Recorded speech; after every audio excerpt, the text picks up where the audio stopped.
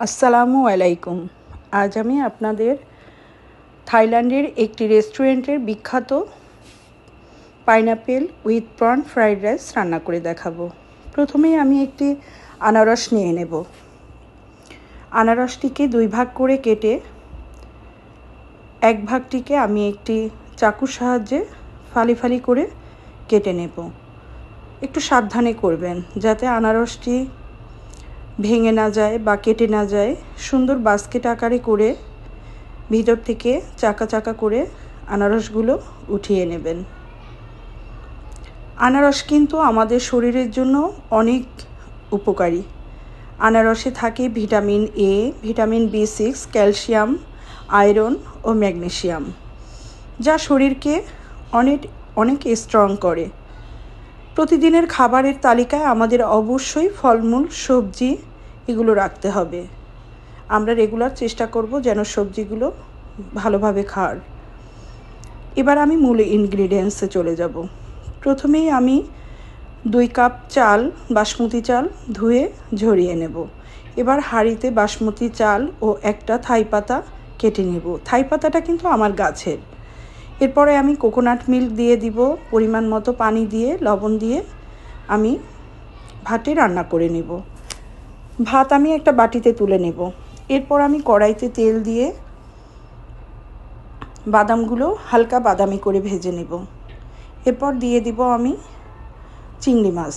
চিংড়ি মাছ একটু লবণ এবং সামান্য পরিমাণে আপনারা লেবুর রস মিশিয়ে নিতে পারেন, যাতে চিংড়ি মাছের উটকো গন্ধটা না আসে। এরপর আমি কড়াইতে দিয়ে দিব ক্যাপসিকাম ও পেঁয়াজ। ক্যাপসিকাম পেঁয়াজ ভেজে এরপরে আমি একে একে দিয়ে দিব 2টি ডিম। 2টি ডিমের মধ্যে সামান্য একটু লবণ দিয়ে দেব। লবণ দিয়ে ভালোভাবে নেড়েচেড়ে রান্না করে নেব।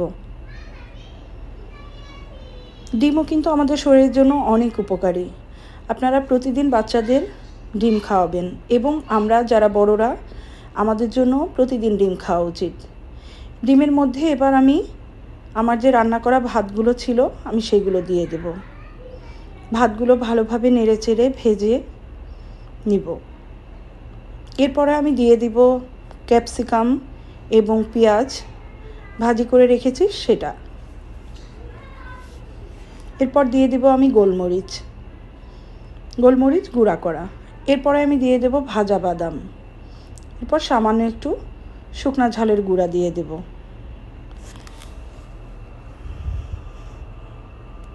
এরপরে দিয়ে দিব 1 চা চামচ সয়া সস এবং 1 চা চামচ ফিশ সস।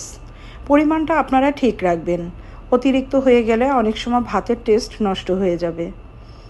চেষ্টা করবেন রান্নাটা যেন লোভনীয়ভাবে রান্না করতে পারেন। অবশ্যই রান্নার মধ্যে সবসময় সব ইনগ্রিডিয়েন্টসগুলো ঠিক মাপের দেওয়ার চেষ্টা করবেন। চিংড়ি মাছগুলো দিয়ে দিবেন। এরপর আমি 1 চামচের মতো আপনার চা চামচের 1 চামচ আপনি চিনি দিয়ে দিবেন। চিনিটা দিয়ে ভালোভাবে নেড়েচেড়ে দিবেন। চিনিটা হালকা গলে গেলে এরপরে আমি দিয়ে দিব যে ফালি করা আনারসগুলো কেটে রেখেছিলাম সেইগুলো দিয়ে দিবেন। আনারস দিয়ে কিন্তু অনেক সময় নাড়াচাড়া করবেন না, তাহলে ভাতগুলো অনেক সফট হয়ে যেতে পারে কিংবা ভাতের টেক্সচারটা নষ্ট হয়ে যেতে পারে।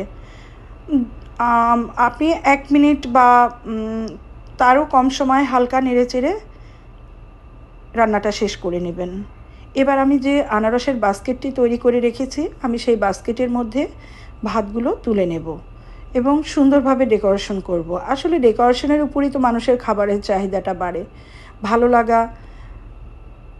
ভালো লাগার উপরই মানুষ খেতে পারে। এই যে আমার রান্না হয়ে গেল pineapple with prawn fried rice. এবার আমি ট্রাই করব। অবশ্যই আশা করি আপনারা সবাই বাসায় পাইনাপেল উইথ প্রন ফ্রাইড রাইসটি ট্রাই করবেন এবং খেয়ে আমাকে অবশ্যই জানাবেন কেমন হয়েছে। আমার ভিডিওটি দেখার জন্য আপনাদের সবাইকে ধন্যবাদ। ভালো থাকবেন।